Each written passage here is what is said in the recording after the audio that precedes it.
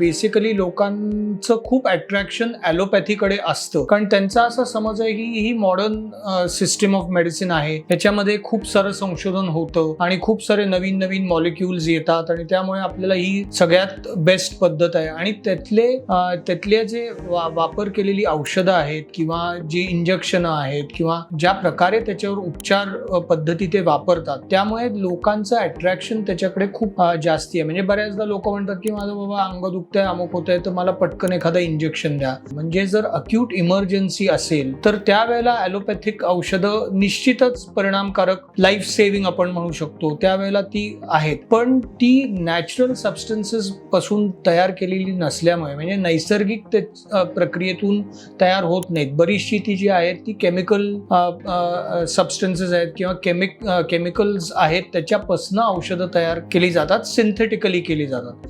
तर त्याचं तुमच्या शरीराला सवय नाहीये. त्यामुळे ती जेव्हा तुमच्या शरीरात जातात तेव्हा जसं ते काही इफेक्ट करतात तसं ते साईड इफेक्ट्स पण त्याचे होऊ शकतात आणि ते साईड इफेक्ट्स खूप प्रमाणात ॲलोपॅथिक औषधांचे होतात.